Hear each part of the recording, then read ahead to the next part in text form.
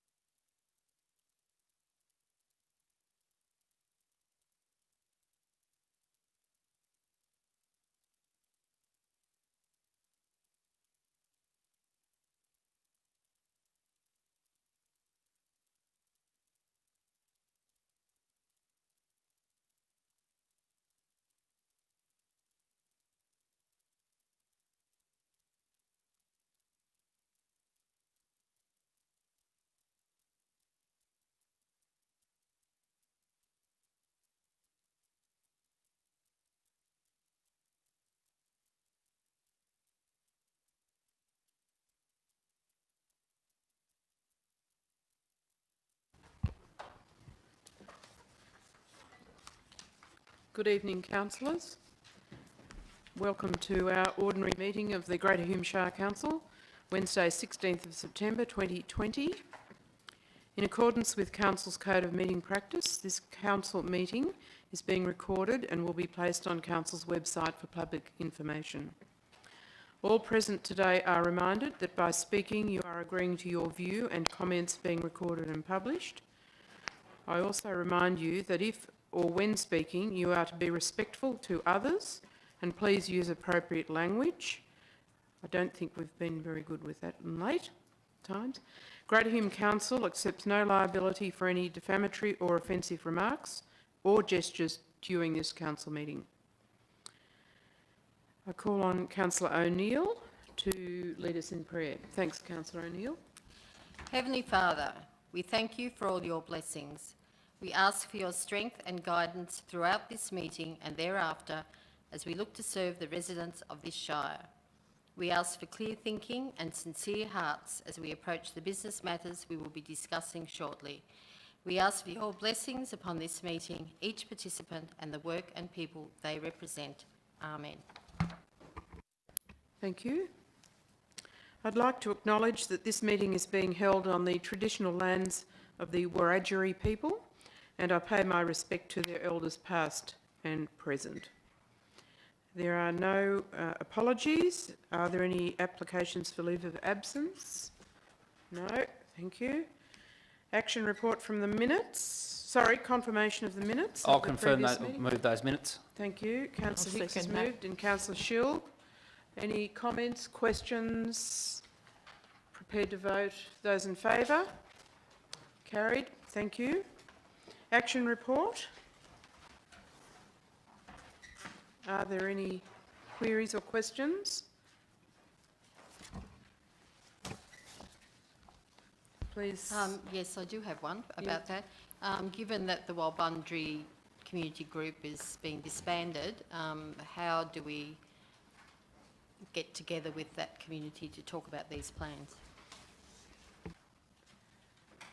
Who's going to handle that? Mr. General Manager, thank you. Are you referring to the comfort stop? Yes. Well, I think Councillor Shield suggested that we possibly would just get together with a few of the other committees like the Anglers Club and so forth to explain what was proposed there and ensure that it had satisfactory community support. So I'm wondering, how soon is that going to happen? I might hand over to the Director of Engineering. Probably before Christmas, I would hope. There's obviously a few things on at the moment, but we'll try and plan for. I mean, I've got to get a bit of a design done, and yes, so we can get that out to the community. Any further comment, Councillor Quinn? Thank you, Madam Mayor. Page 15, the top of page 15, does that block fall over the sale of it by? It's indicated that way. Yes, that's correct.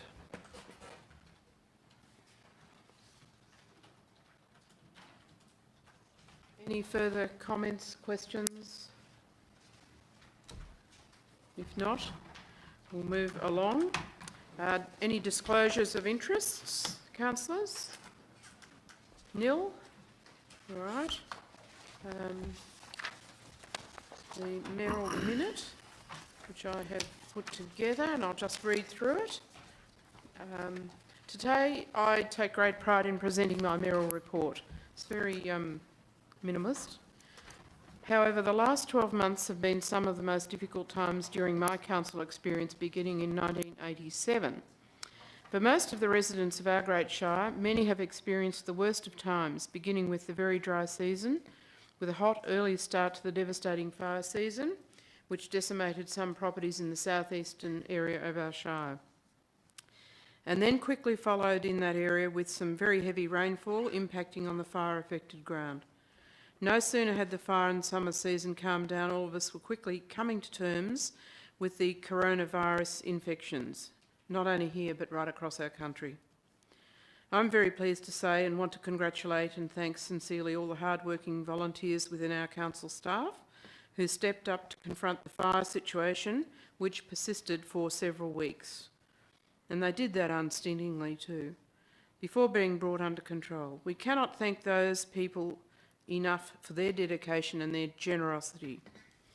Despite all of the above, the General Manager and his senior team have worked extremely hard in tackling some of Council's biggest challenges, being services to our early learning centres, securing road funding for local roads, including Copperbella Road, Cummings Road and Fellow Hills Road, all very important sections of our large road network.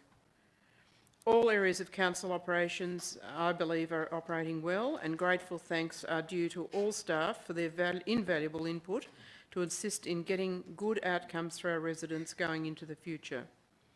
I'd also like to thank all of you, councillors, for your support to me over the last 12 months. It's been difficult for everybody to step up, I realise that, and I do thank sincerely all of you as well. I especially thank Mr Stephen Pinnock and his senior staff, Mr David Smith, Mr Greg Blackie and Mr Colin Kane, for their dedication to improving the services for the residents of the Greater Hume Council over the past 12 months. And that's my mayoral report. Thank you. I move that report. I'll second that. Thank you. Where are we? Now, I think we've got mayoral election, have we? We have. Notice of motion? No? No. Mayoral and deputy mayoral elections. I'll hand over. Do you want us to suspend standing orders? I'm not sure we've done it in the past. I think we'll just Proceed. proceed with the electoral Okay. requirements. Okay. All right. There is some instructions there, and there is a recommendation. Thank you, Councillor Meyer. Seconder. Thank you, Councillor Hicks. All those in favour? Carried. Thank you. Okay, over to you. Okay, so we might just backtrack a little bit because we might need to do this in order. So we might just set aside that motion for a minute. All right. Because part of it is contingent upon receiving more than one nomination from Mayor, Yep. which at the moment we only have one. So, okay, so under the Local Government Act and the Local Government General Regulation, the General Manager or a person appointed by the General Manager acts as the returning officer. So I'm intending to conduct the election of Mayor and Deputy Mayor tonight.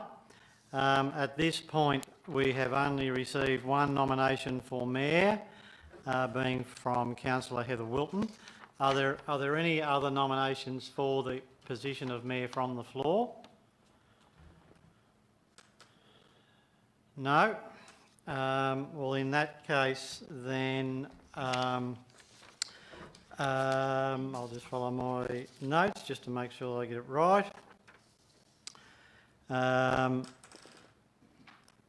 So given that there is only one councillor nominated under clause 3.1 of the General Regulation, I declare Councillor Wilton re-elected as Mayor unopposed for the period the 16th of September 2020 till midnight on the 3rd of September 2021.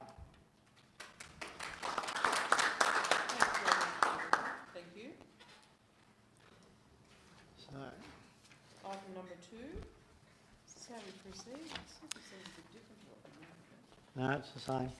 Same. Item number 2. So in relation to item number 2, we have received 2 nominations for Deputy Mayor at this point in time. So council will need to determine by resolution the method in which they're going to elect the Deputy Mayor, which is either by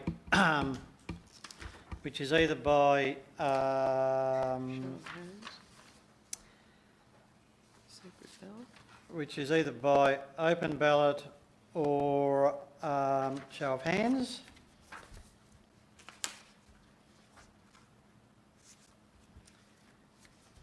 What does open ballot mean? Well, Wouldn't it be secret ballot? Open ballot is a secret ballot. Yeah. Yeah. Oh, Thank you. Moved and seconded. Ordinary ballot, sorry, I should have said. All in favour? Yes, that's all in favour, unanimous, thank you. Okay, so at this point in time, I have received 2 nominations for the position of Deputy Mayor, properly executed, and they are from Councillor Doug Meyer and Councillor Tony Quinn. Are there any further nominations for the position of Deputy Mayor from the floor? No? Okay, we shall proceed to hand out the voting papers, so Mr Smith might do that for me. I just ask councillors to make a mark alongside the candidate of your choosing, so it can be a cross, it can be a tick, whichever you make a mark against the candidate, that will be the candidate that I'm assuming that you're voting for.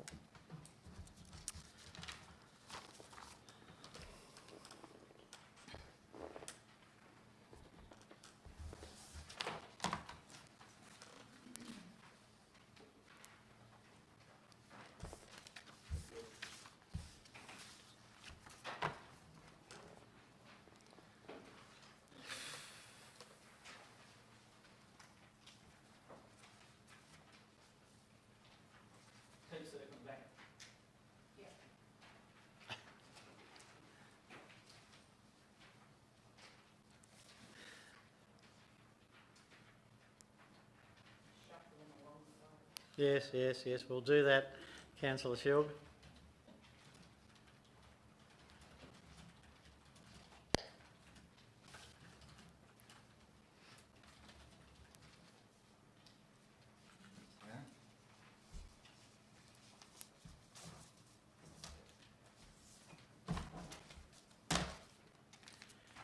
Duly shuffled.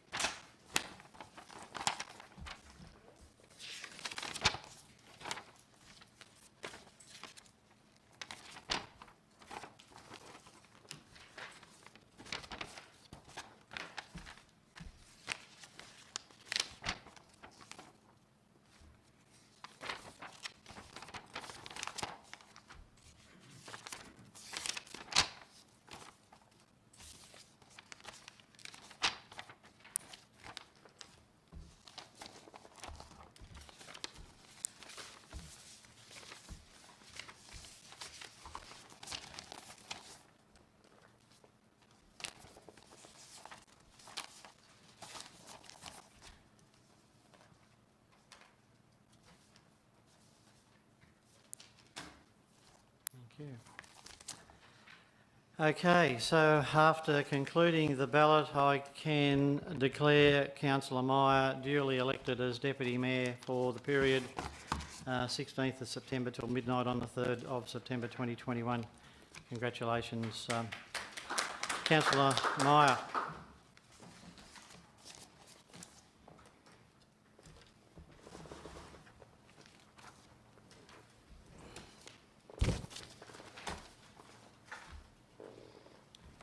Moving forward now.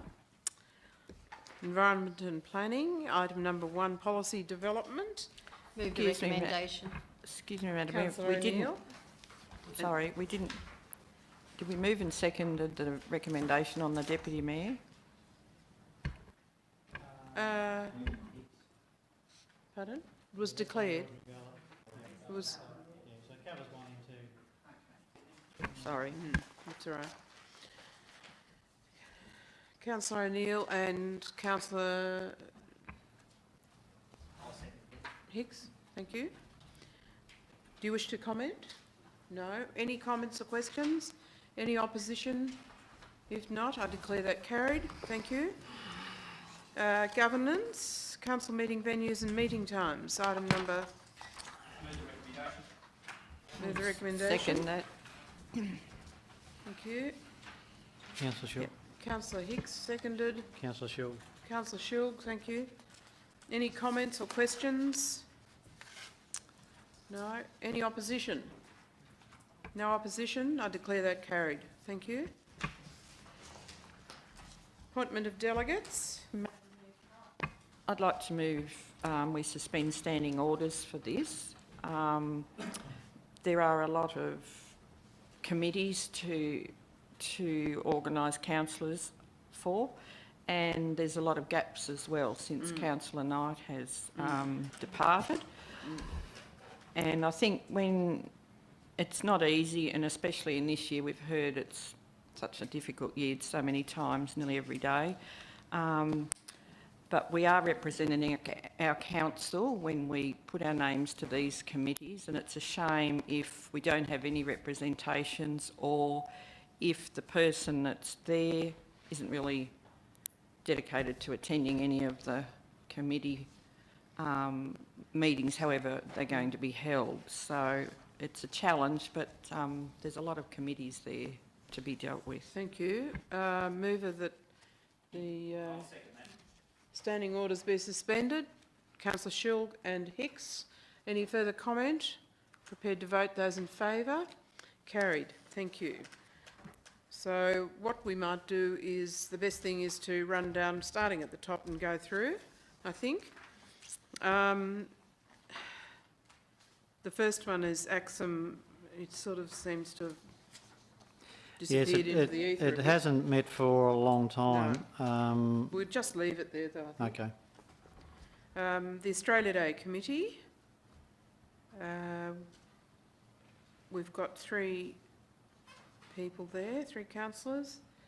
Anybody? They are. Is everybody happy on that committee? Anyone wish to change? No, we'll call it tick. General Manager's Performance Review Committee, the Mayor, Deputy Mayor and Councillor Shulg. Are you still happy to do that, Councillor Shulg? Happy to stand down if there's somebody else that would like to take it to share it around.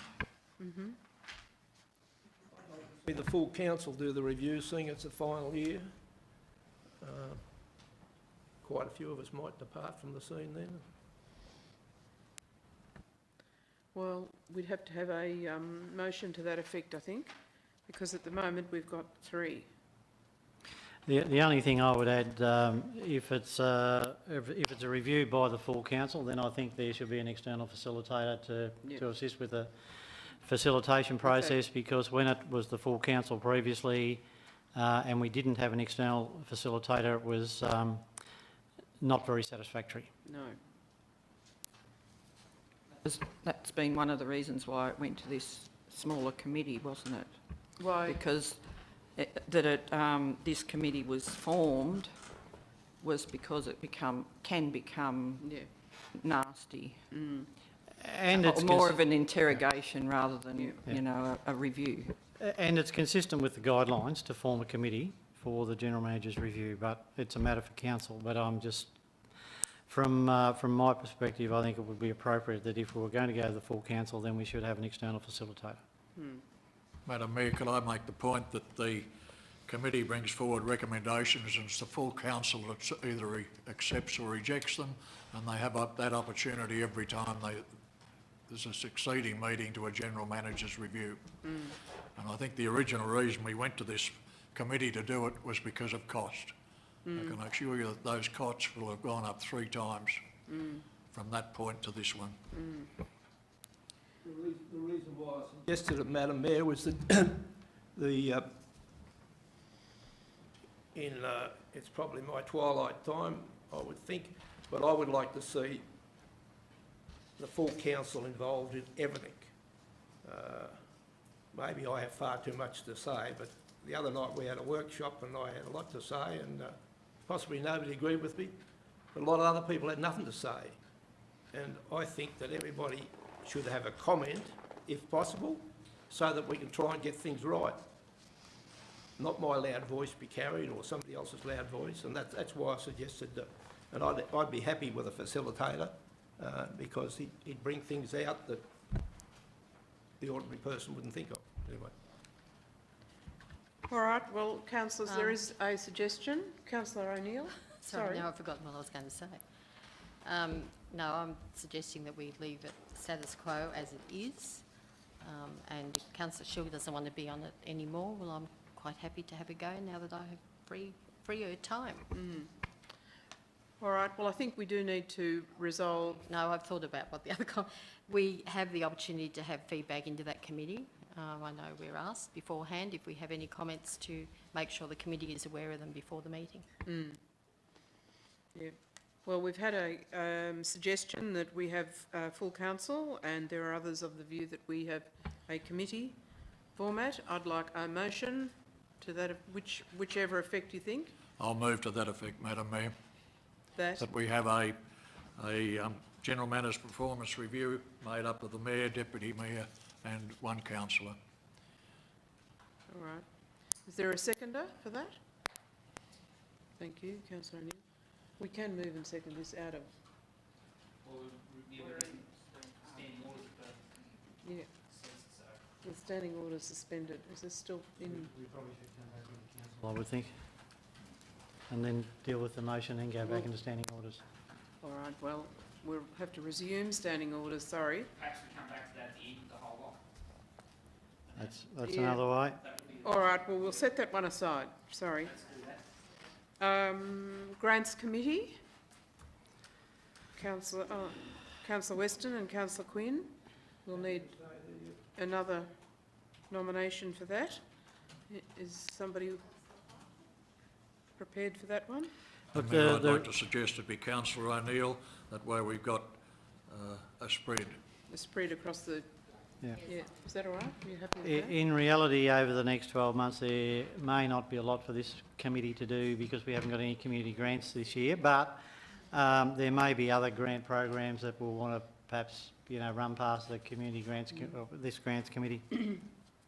The Submarine Museum Committee, Councillor Quinn, are you still happy to be alternate? I'll be the nominated member of the committee. The Audit, Risk and Improvement Committee, we've got Councillor Quinn, I'm ex officio. We need another councillor. Councillor Parker, would you be Yes. interested in that? I would actually, thank you. Yeah, good. Yep. Thank you. Are there any other nominations or volunteers? If not, we'll put in Councillor Parker there. The Joint Regional Planning Panel. I'd like to suggest Councillor Quinn for that. Okay. You happy with that, Councillor Quinn? Any other suggestions? No? Okay. The Local Emergency Management Committee, Councillor Knight was there as the alternate to the Director of Engineering. Pop Councillor Quinn in there as well, thanks. You don't want to do that, Councillor? Pardon? I decline that. Heck, I thought someone was take his older temperature. area would be ideal. Councillor Hicks. I would have a conflict of interest. The timings of the meeting will make it difficult as well because it's generally during the day. Any volunteers for that? All right. That's right, yep. The Traffic Committee, the Director of Engineering and Councillor Weston as an observer, are you still happy to continue? Very good, thank you. Murray Arts Advisory, Please take me off that. take you off that. Do we have a volunteer for that one? Or a suggestion? No one else is. All right. Councillor O'Neill? No offence to committee, but it's just not my thing. Yep, that's Sorry. okay. Marketing and promotions, Councillor O'Neill, Parker, Shilg and Weston. Stay the same. Thank you. The MDA, we're no longer a member of that. Riverina Eastern Regional, Mayor and General Manager. Riverina Library, Councillor Knight was, and Director of Corporate and Community Services. So a volunteer for that one, councillor for that one. All right. Okay, councillor Shilg. The RivJo, that's Mayor and Deputy Mayor. Yes, that's a statutory Statutory appointment. requirement. Riverina Water, that's an appointment for 4-year term, so that just stays as it is. Rural Fire Service, Bushfire Management Committee, Quinn again for that, I think. councillor Quinn.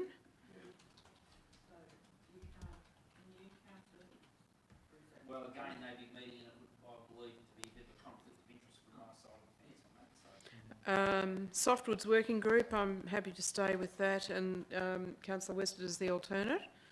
Thank you. And the Squirrel Glider Local Area Management Plan Project Committee. It's a mouthful, isn't it? Councillor Schill? Happy to stay there? No, there's nobody jumping up. You're got that? Been part of that for quite some time, Councillor Shield. All right, come on. We're not in. We're actually on. Okay. Now I need a motion to move out of to move back into council. Yes, Councillor I'm happy Hicks to move. and I'll Councillor second it. Councillor Shulk. All those in favour? Now we'll need a. Councillor Shulk. Councillor Hicks. Now. Now we will need a motion to accept all of those alterations. You've still got to decide in formal council the general manager's performance review. Yeah, so do you want to have one and two? We might do that, I think. It's probably cleaner. So if Yes. we have a motion to adopt the appointments as discussed Yes. for all committees bar the General Manager's Performance Review Committee. Mover, Councillor Meyer and Councillor Weston. Do you wish to comment, either of you? I think it's a fair spread, Madam Mayor. Yeah, very good. Any comments from anybody? Prepared to vote those in favour? Carried, thank you.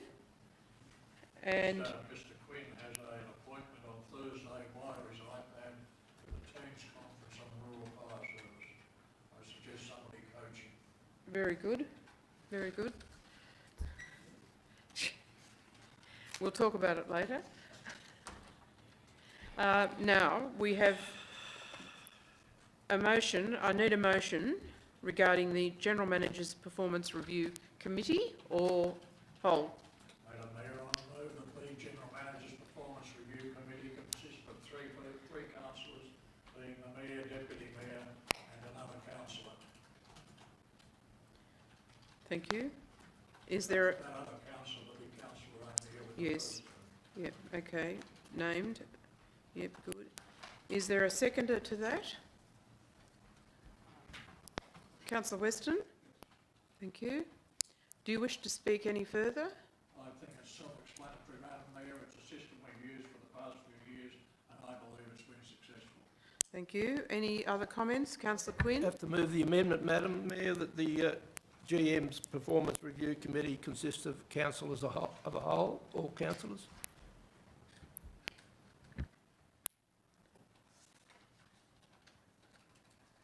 Do I have a seconder for that? Councillor Hicks?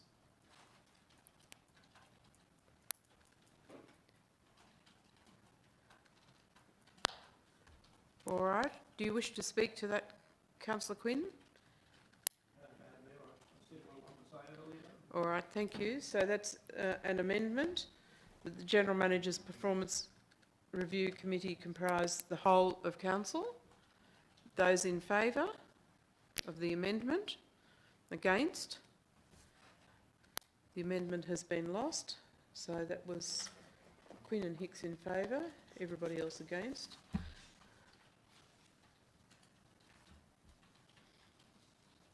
So we'll go back to the, sorry, I'll keep going.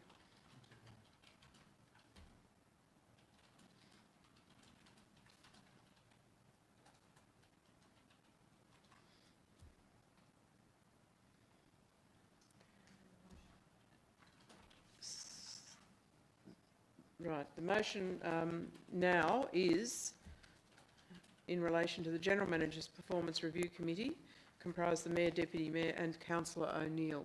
Those in favour? Against? So against was Councillor Quinn. Were you in favour or against, Councillor Hicks? No, I'm in favour. Of the whole of the committee? Yeah, thank you. All others in favour. Thank you. Declare that carried. Thank you.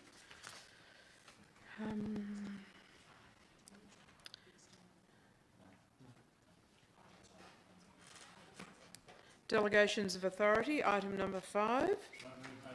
Thank you. Councillor Meyer, Councillor Quinn. Do you wish to speak? No. Yeah. Thank you. All those in favour? Carried. Thank you. That was unanimous. General Manager's Performance Agreement. Madam Mayor, I'll move the recommendation. Thank you. Seconder? Councillor Hicks, thank you. Any discussion? No. Prepared to vote. Those in favour? Thank you. Carried. Drought Communities Program, the upgrade of the sports ground playing fields. This is a great step forward, isn't it? Happy to answer questions, Madam Mayor. Comments or questions, councillors, or there is a recommendation? One question. The expected timeframe to have these blocks sold or Sold. moved on to the project? Yeah, well, look, It's going to take 2 or 3 years, or whether it's something you think will happen in the 12 months? in relation to the blocks of land, Yes, it'll allow the project to move forward. well, the project, we've got a tender up on the project later tonight. I would expect that those 3 of the 4 blocks will be on the market before Christmas. And I've already had some interest in 2 of the allotments. The other allotment in Holbrook, I would expect would be, I wouldn't expect to have too much trouble selling it. The only allotment that I would be holding back on is the 5-acre allotment in Henty, because currently there are some negotiations happening with a land developer that may have some interest in that allotment. So we'd be holding back until such time as we had a clear indication of whether that was going to actually happen. So what we're doing, there's 2 parcels in Henty that a particular person's looking at. The other is the Roswell Parade portion of land. So I've currently sought valuations on those allotments, which will form part of a report to council at some stage, hopefully, if it all transpires. So 3 out of the 4 I'd expect to be sold. I'd be very surprised if 3 out of the 4 weren't sold by the end of June next year.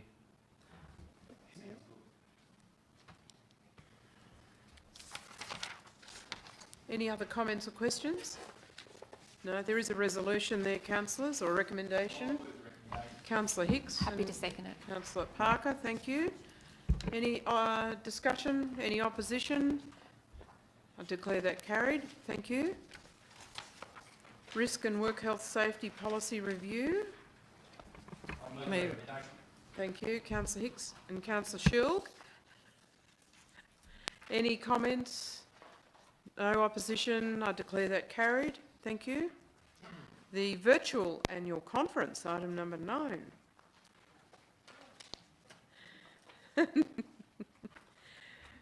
So, look, ideally, if we had motions to go before conference, then we should bring them up tonight. What Local Government New South Wales are saying is that they would like them basically by the 28th of September, but there is another date in October whereby we could also submit motions that would make it into the business paper.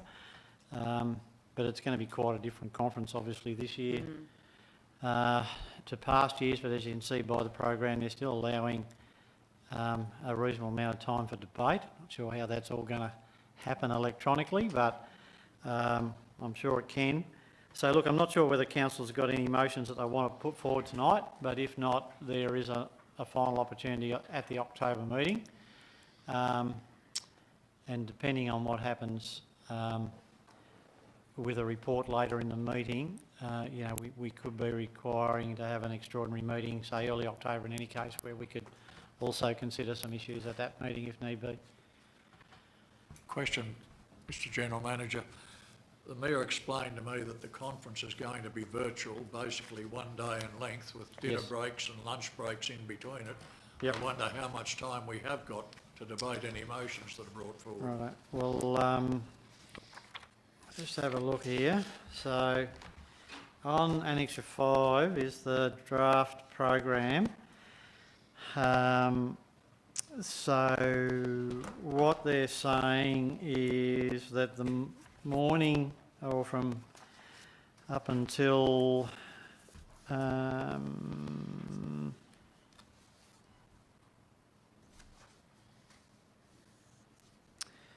yes, look, I would think that most of the motions are probably going to be debated after lunch.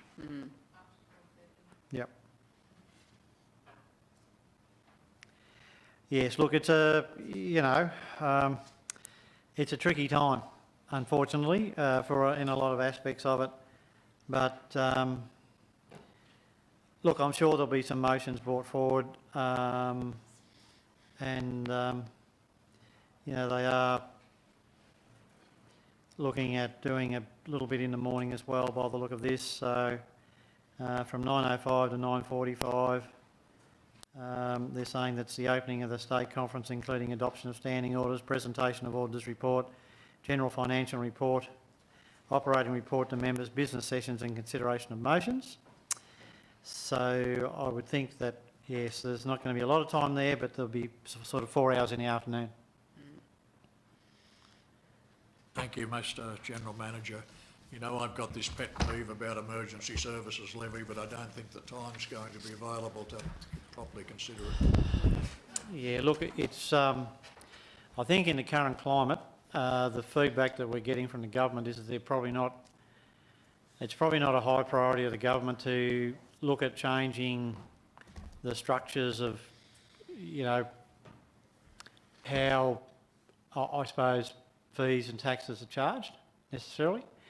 So, look, it could be put up, but I'm not sure it's going to get a lot of mileage this year. It might be better to hold it back until there is a conference in person next year. In very simple terms, if everybody paid emergency services levy, there'd be a lot more money go to rural fire service. Well, yeah, well, look, what they'd said previously was that it would be revenue neutral. In that, and at the under the last proposal, which is 2 or 3 years ago now, council was still going to be required to pay our 11.7%, but the government's portion and the insurance company portion would be rolled up as, you know, in the ES, what was Fire and Emergency Service Levy at the time, FESL, and at the time they were saying that it would be revenue neutral, but how was divvied up would be different. And at the time, you know, I suppose there were concerns, particularly from businesses, that the unintended consequences of it was that they were going to be paying a lot more, and that was why it was put on the back burner for a while. And as I've said before, the question was asked at one of our meetings that we've had with ministers over, or virtual meetings with ministers over the COVID period, and certainly that was the response from the Minister for Local Government that it wasn't on the agenda at this time. Simple terms, Mr General Manager, I accept what you're saying, but in simple terms, if you choose to self-insure, you're not paying any levy at all. Noted, Councillor Meyer. Madam Mayor, the GM, is there any chance, if we were to have a workshop on other matters or an extraordinary meeting, that we could have a look at the recommendations of the Bushfire Royal Commission? Because I think that's most important. We see later in the business paper how the volunteers are literally disappearing from all our organisations. The same will happen in the emergency field. I agree, Councillor Quinn. I think The last year's episode could easily be replicated because people are just not aware and the facilities are not available. So. I'll just check the date, Councillor Quinn, but we'll, the first Wednesday in October is the 7th, which is a designated workshop in any case. So perhaps, Madam Mayor, you might like to seek a motion that motions for conference be considered at a workshop to be held on the 7th of October. All right. You would so moved? I'll second it. Councillor Quinn and Councillor Parker. Noted in your diaries, please. Well, hopefully it's already in the diary, but we did have it in this. Yes, I know. It was to be It's in confirmed here. as to what the topic was going to be. So that's. Any opposition? All those in favour? Carried. Thank you.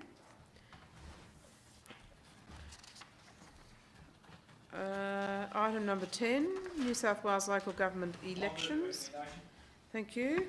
I'll second that. Seconder, Councillor Shilg. Hickson Shilg. Thank you. Wish to speak, sir? No, I think we'll be looking at that referendum to see about awards. That's going to be important in a few years. This was last. All right. Is there anyone who wishes to make a comment or question anything? No. Prepared to vote. Those in favour? Carried. Thank you. Item number 11, amendments to the Model Code of Conduct. I'll move the recommendation. Thank you. Happy to second it, Madam Mayor. Councillor Hicks and Parker. Comments or questions? No. Any opposition? I'll declare that carried. Corporate and community. Draft general purpose and special purpose financial statements. So moved, Madam Mayor. Thank you.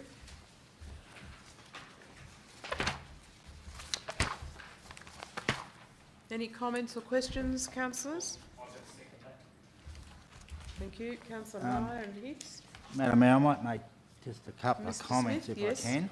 Yes. And then I might call on our Chief Financial Officer to provide a bit more information. Yes, fair enough. Councillors, you would have been handed a piece of paper today, that one with another table of figures on it. Basically, the situation is that we had to bring forward or bring to account a provision for rehabilitation of landfills and quarries, which we engaged an external consultant to determine what that future liability would be for the rehabilitation. In the initial draft of the financial statements, we treated the accounting for that provision in a particular way that was consistent with another council who had done the same thing this year. So we adopted that practice. During the external audit process, our auditors are basically instructing us that they require it to be treated in a different way that has an impact on some of the primary indicators in the financial statements. So I might just hand over to Dean to run you through the technicalities of how that all plays out. Okay, thank you, David. Okay, so as David said, we've got this adjustment, and it's a bit of a one-off adjustment to our financial statements as a result of the remeasurement of this provision. The way we treated it was to run it through what's called the Statement of Comprehensive Income. The format of your primary financial statements is that you have an income statement which shows you the net surplus or deficit or operating result for the year. It follows on to what's called a Statement of Comprehensive Income, and in there, ordinarily what would be recorded is more unusual things like your gains or losses on revaluation of assets.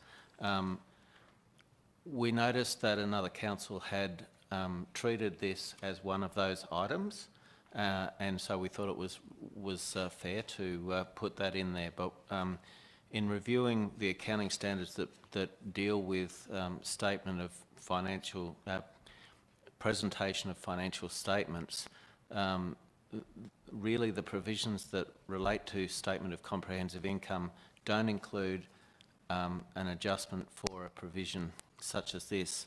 And so the auditors are perhaps correctly saying that that you should be showing this as an expense item in your income statement. And so the only place it could really sit, because it's not employee cost, it's not interest, it's not really materials and contracts, it's got to sit in our other expenses. So you'll notice that the other expenses part of the income statement, which you don't really see on this summary that we've provided for you, is where that is now sitting. And the result of that is that the net operating result has declined quite substantially. Unfortunately, what it means is it takes away a lot of the comparability between one year and the other, because you've got this extraordinary item that's clouding that figure. But I guess the point of going through all of that before was just to say we had accounted for it, so it didn't affect the statement of financial position, but it was just a difference in how we treated it. And so the net result is that we have now, on the face of it, a net operating result of 1,241,000, with a net operating result after adding back our capital revenue of a negative 3,470,000. And that then spins off to various performance measures that council has to report on, and one is the operating performance ratio. So whereas before we made the adjustment, it was 0.66%, which was consistent with the previous year, now it's, I've got the figure here somewhere, I think it's 10.58, yeah, percent. So that's really what's happened in our financials. Thanks, Dean. And look, I might just follow on from that in that, and this is more just a statement more than anything, I suppose. And you know, as councillors know, at the moment, the primary auditor for all councils in New South Wales is the New South Wales Audit Office, and then they contract out to various organisations to do the on-ground audit. So, you know, the objective of that is to obtain some consistency in the way that councils are reporting in their financial statements. But unfortunately, this type of event highlights that that isn't necessarily happening, because, as I said, our audit provider is insisting that we treat this in this manner. Another council whose statements have been audited and are on their website have treated it differently. And then there are other councils who aren't taking up a provision at all. So they're not even recognising it in any way in their financials. So again, it just indicates that it's extraordinarily difficult to pick up two sets of financial statements from two councils and compare one against the other, because you really don't know how they've treated some of these large one-off events. In our case, as Dean said, it's had a one-off impact. But having said that, we believe that that's the most prudent manner in way to treat it. We know that we have this future liability. It's been quantified independently, and we believe that we need to be open and transparent in declaring that through our financials, and that's what we've done.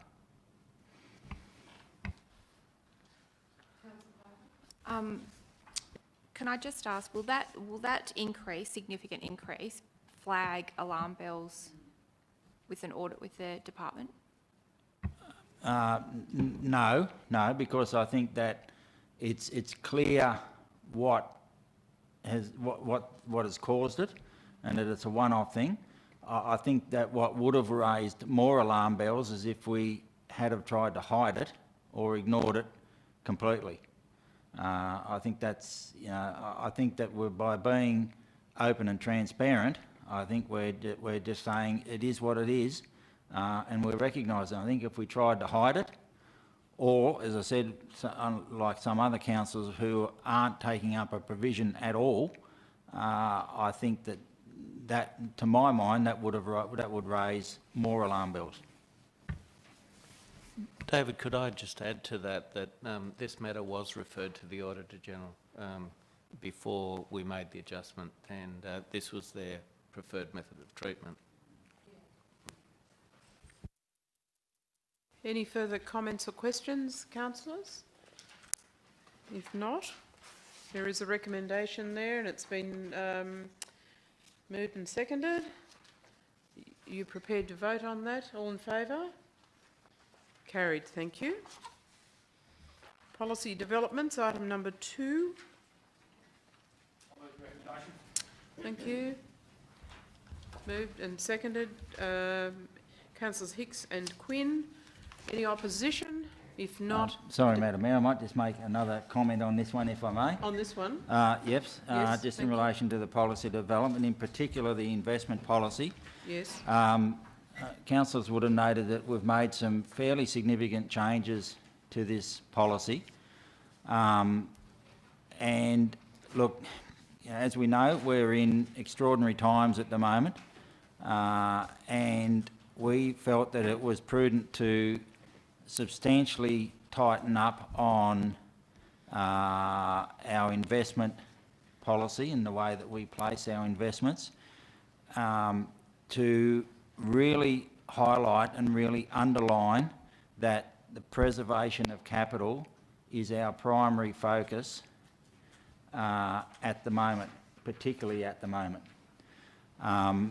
So there is no doubt that the adoption of this policy will result in a loss of investment income, because if we were to chase and maximise our returns, then there's the potential that we could be overexposed in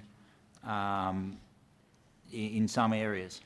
So we felt it prudent that, given the circumstances at the moment, that we really spell out that the primary purpose of our investment policy is preservation of capital.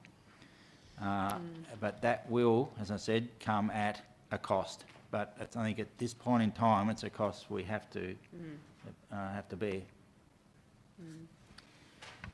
Any comments or questions, councillors? I think we're all in agreement there. Any opposition? If not, I declare that carried. Thank you.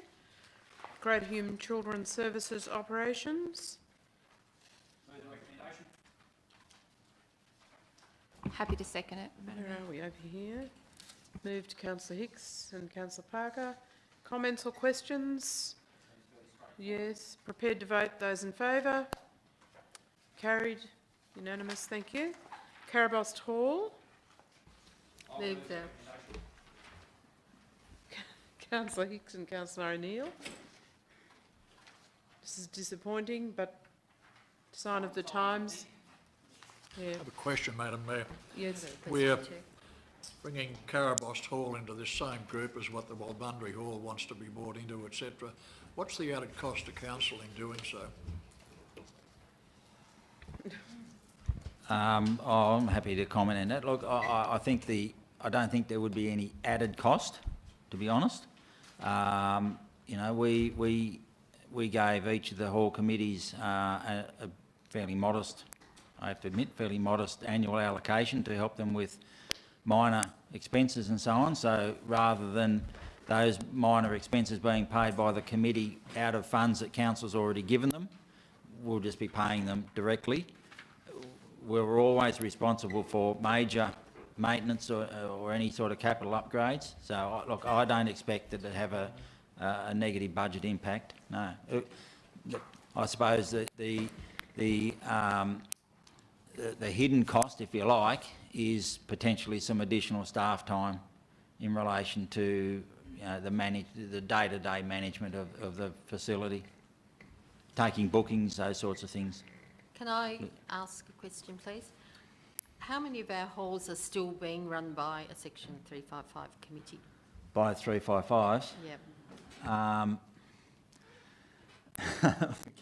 We'll count them up. We'll call a few of them out and you add them up.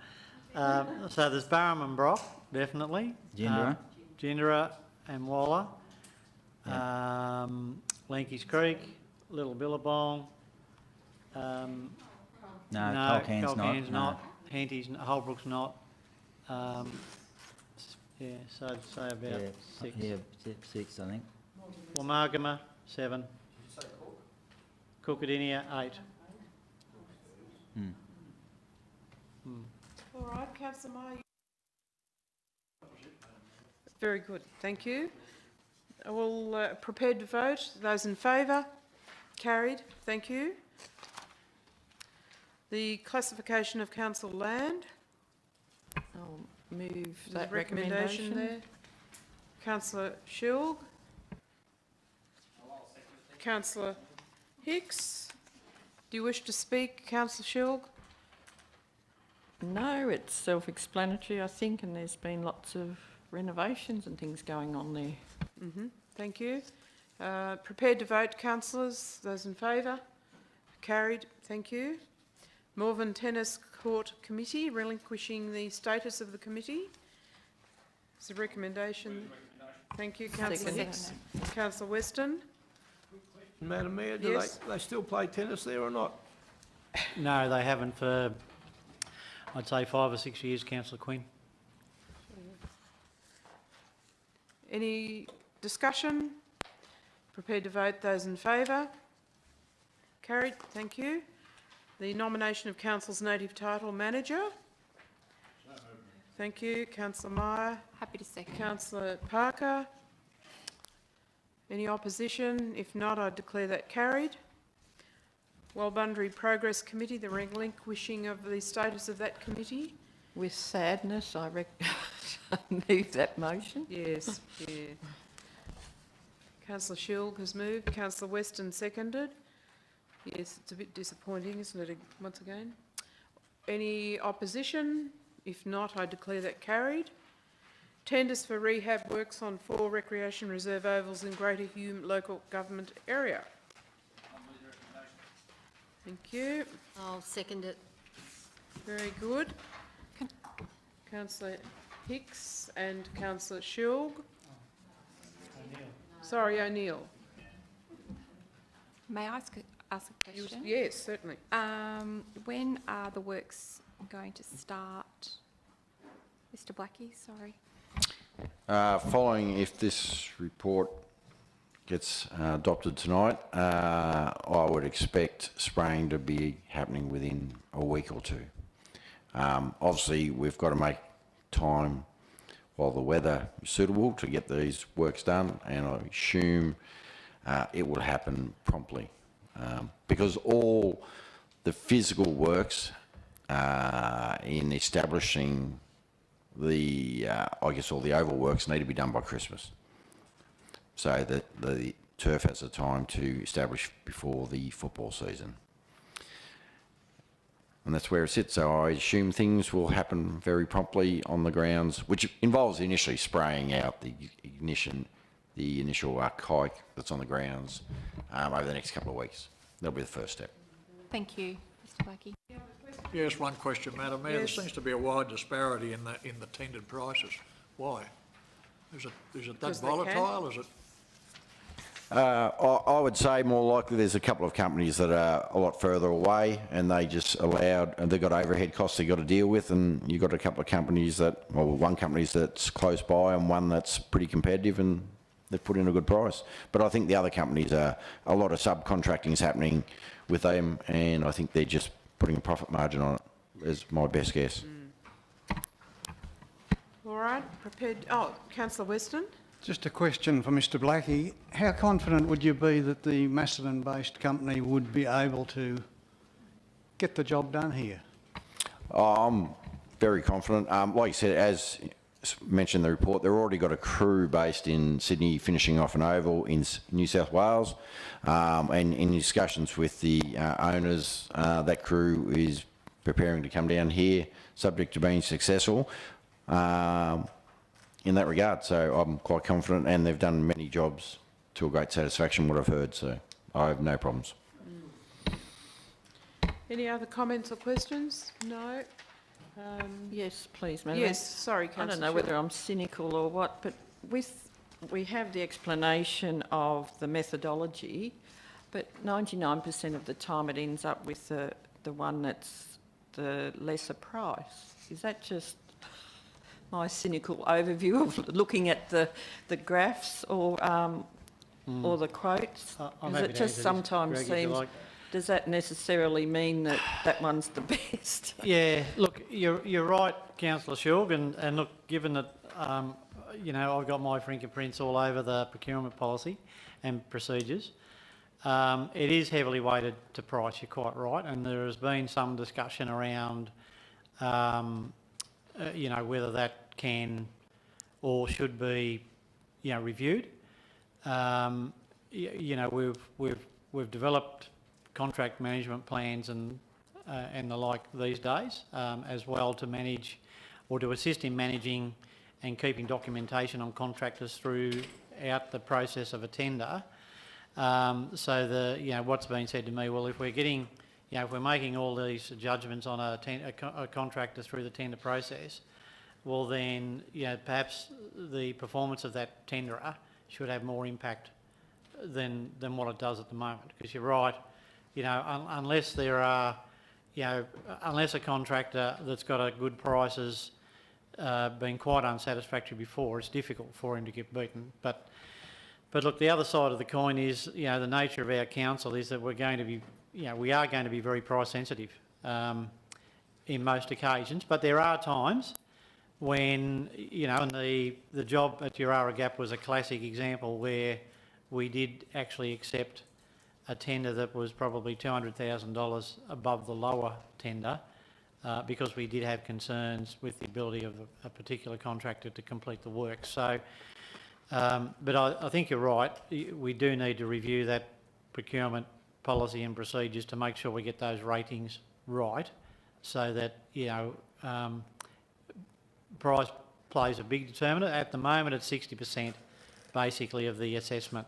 Now, whether that should be something less than that, the answer to that is probably yes, and that's probably something we'll come back to council with later in the year or early next year. I understand the money side of it and the distance, but then there's goodwill and that you can't really put a price on, and whether you get to learn over the years which companies you can see have done more better work, a better quality of work. Yep. But I'm not having a go at anybody in particular. It's just that I've thought about it for a while, and it just often, when I've looked at the matrix or the methodology, it seems to still come back to the better price. So just wondering, it's hard to sell your, what did I just say? Your reputation sort of thing of the quality of your work. Yeah, other than just by figures. we have developed a contract management plan which has got a an assessment of performance as part of that. So, I guess the challenge for us now is to incorporate that assessment of the performance of the contractor into the matrix that you're looking at here more effectively, so that, someone that's been a tried and true contractor, over a number of large projects, does get perhaps a higher weighting than someone that's just relying necessarily on price. So it's a valid question, and something that we'll come back to you with, I would expect, in the next 4 to 6 months. Thank you. We need to vote on that, councillors. All those in favour? Carried. Thank you. Items 1 and 2 to be referred to closed council. So moved, Madam Mayor. Thank you. Moved Councillor Meyer, seconded Councillor Quinn. All those in favour? Carried. Thank you. 1, 2, 3 and 4. Oh, sorry. Are you happy to include Yes, 1, 2, those? 3 and 4. 4, yes. Yep. Thank you. All happy with that? Thank you. Sorry. Okay. Who was the second of there, sorry? Councillor Quinn.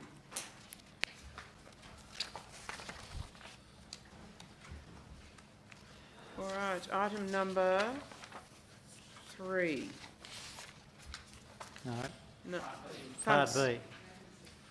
Read the We're recommendation, up to Madam Part Mayor. B. Oh, okay. Righto. Part B officers. Okay. Look, I might just make a couple of comments on the provision for landfills and gravel pit rehabilitation. I've written a report there, and as you can see, I've got some costs there, but I just wanted to perhaps explain that, particularly for Annandale Pit, but for a lesser extent also the 2 landfills, that we've taken up the provision that our independent person come up with. Now, as I've said there with Annandale Pit, the pit itself isn't causing any environmental problems, apart from it's a scar on the land. And that, our aim would not be necessarily to rush in next year and rehabilitate that pit.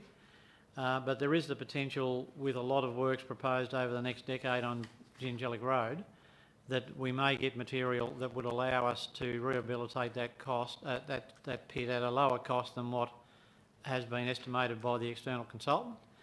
And if that was to transpire, then we'd have to come back potentially to revise that provision at some stage in the future, downwards. And look, the same applies to a lesser extent, even though the dollars aren't the same in relation to Brocklesby and Walla Walla. We have got the reserve funds, which you'd be aware of, that we could go and do that work straight away. However, our intent probably would be to see whether we could access material, at a lower cost from roadworks or other developments that might be happening that we could use, rather than bringing in material especially for that cause. So, as I've said, we've taken up the full provision at this point in time, as we think it's prudent to do so.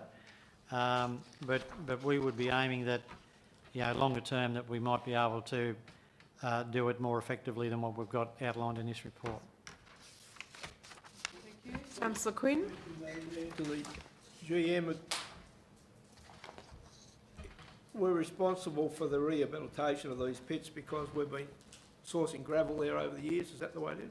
Yeah, that's correct. So these are pits that are in the main that are either owned by council, and that's the case for Stoles Pit and Annandale Pit, and then with Boyd's Pit and Funk's Pit, we've got a lease agreement in place for both of those. Is there a process whereby the royalties the royalties go to the owners of the pit, owners of the land, but is there any dollars set aside for rehabilitation from day one, sort of thing? Well, that's part of the problem, is that there hasn't been any, for day one. And in relation to, Funk's Pit, like we started, I think we moved, or the DA was approved in 1992. So, that's probably what should have happened, and it hasn't happened. So, well, as I've said in the report, would be subject to well, the Funks pit's subject to a separate report in closed council, but the other issues would be dealt with through the budget process as we move forward. But look, you know, it's one of the reasons why the Director of Engineering, I suppose, has been keen to move away from gravel pits that we manage and buying gravel from, you know, people like, you know, well, approved quarries basically, that there's a number in our shire that and adjacent to our shire where we can buy gravel on a commercial basis from, and then we haven't got the rehabilitation cost down the track. Councillor Shulg? Thank you, Madam Mayor. Following on from that, when I first looked at this report, I was thinking, well, why we should have been thinking about rehabilitating anyway when we'd finished with some of these situations. But anyway, it's good to see it will happen. With the Brockles, Walla one, that sort of hasn't been used now for a number of years, but you've got listed that Brocklesby like closed or something. Does that mean after its capacity, or do you mean, because isn't it called a landfill now, or I mean a transfer station now? Transfer station is ongoing.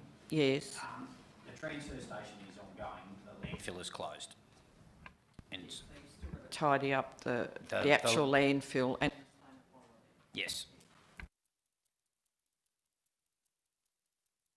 All right, councillors, we do have a recommendation there to receive and note. Councillor Schill? yes. Thank you. And seconder, Councillor Parker. All those in favour? Carried. Thank you. The item number 2, the response to the coronavirus situation. So moved, Madam Mayor. All of them or just one of them? Well, I would suggest that we go item 2 in B, item 2, 3, and then we go part C in D, all in one run, if that's acceptable. All right.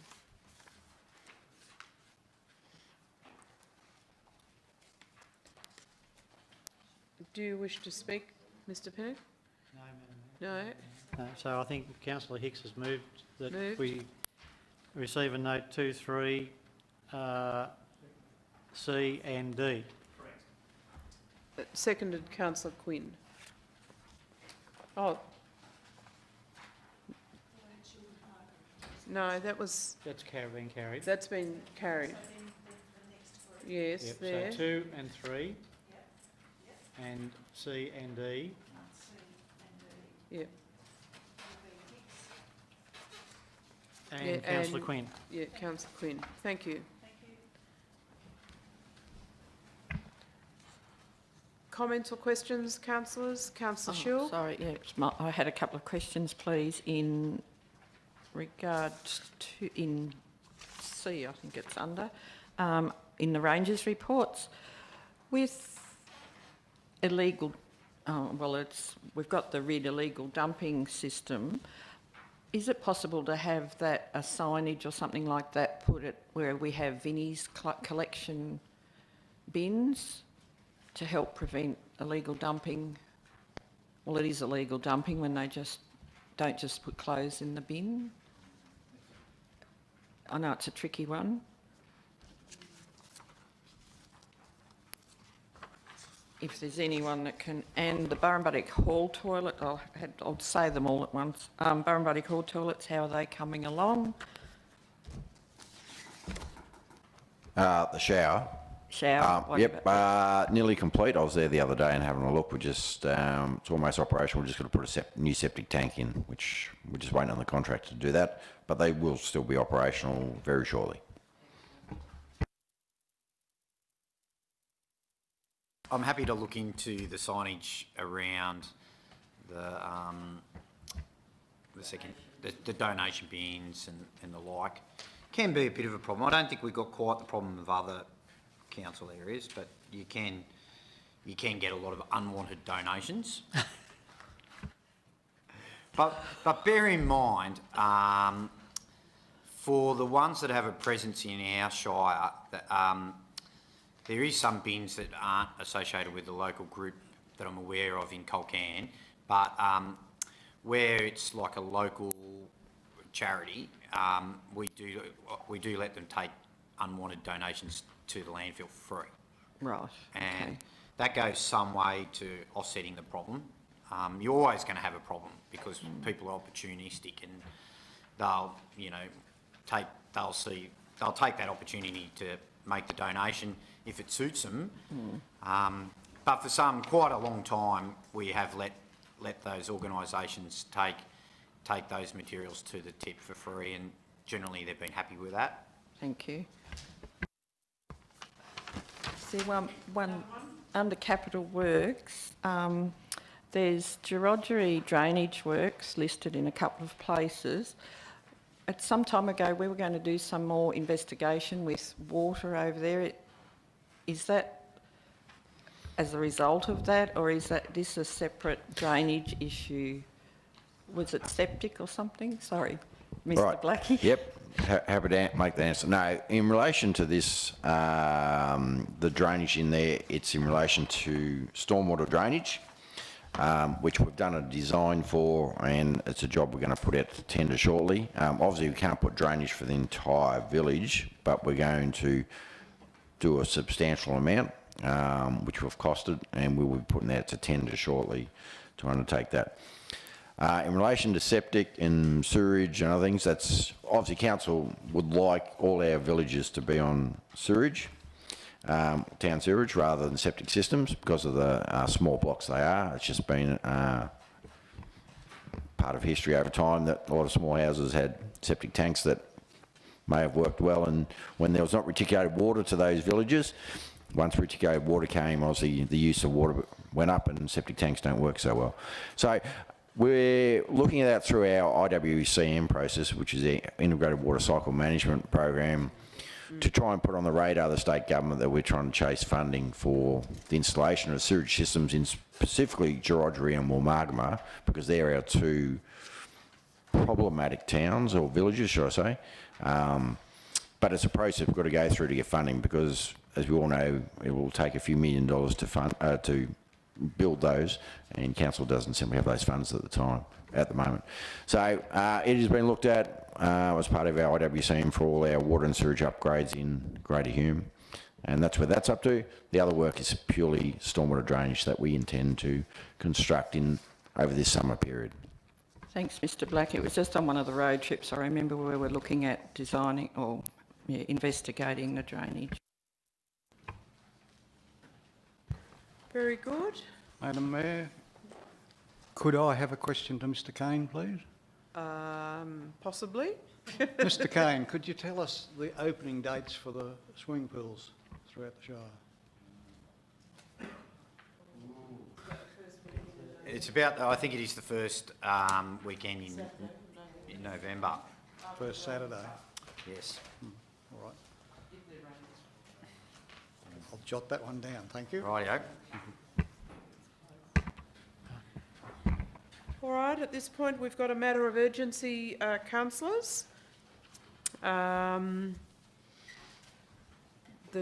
we need a motion to resolve that it is considered a matter of urgency. Councillor Hicks, Councillor Meyer, seconded.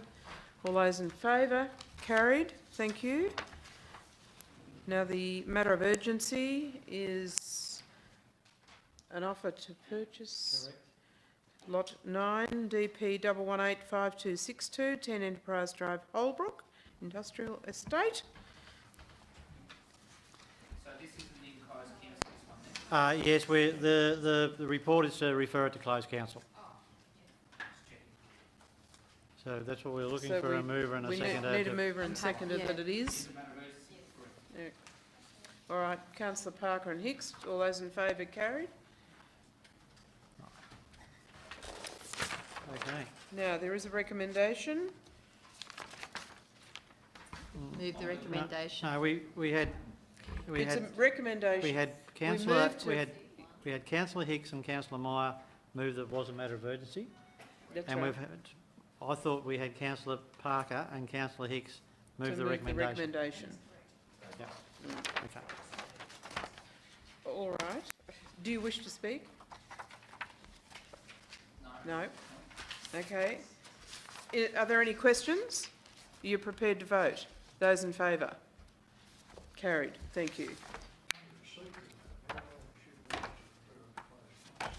No, no. Yes, It's that a is matter of correct. urgency. Yeah, well, that's right. But And then the next one is, yeah. It is, yeah. It is a change, yes. Okay, let's move over to Committee of the Whole. Need a resolution that in accordance with the provisions of the Local Government Act, councillor into the Committee of the Whole, Councillor Quinn and Councillor Hicks. All those in favour? Carried. Thank you. There are a number of items here. 1, potential land purchase at Holbrook. can we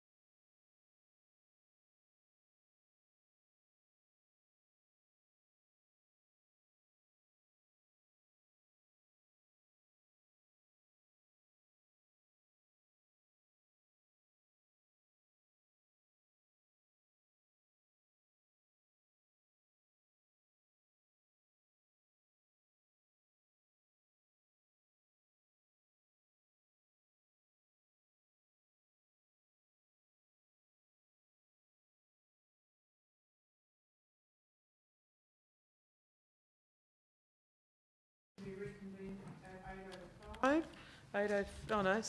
7:50, 40. Can't read it properly. Could get there. 7:42. You're right? Oh, sorry. I need new glasses. Yeah. No, haven't. Have we got there? Councillor Quinn and Councillor Hicks?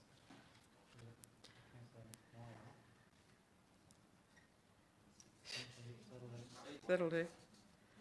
All those in favour? Carried.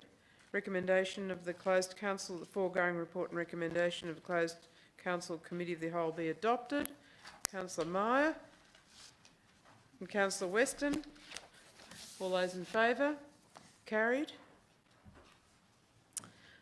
There being no further business? Well, you might need to just run through those. Oh, sorry, the recommendations. Well, God. You got a big list? There's a fair few of them.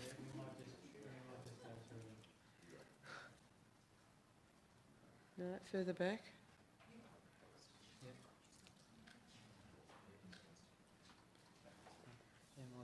Here, offered, here, start here. There, number 1, 2, potential land purchase of, at Holbrook, offer to purchase at Holbrook, the industrial estate was recommended to do so. The item number 3, Funk's Pit rehabilitation works, was accepted. The item number 4, tender TL01 2021, Copperbella Road, the tender was accepted for that. Item number 5, the matter of urgency, the offer to purchase in Enterprise Drive, Holbrook Industrial Estate was also accepted. There we are, thank you. And we are now closing the council meeting, and that is 7:45, 8:45. What is it? 7:45. Still can't read it. Sorry. Thank you, councillors. Struggle Street.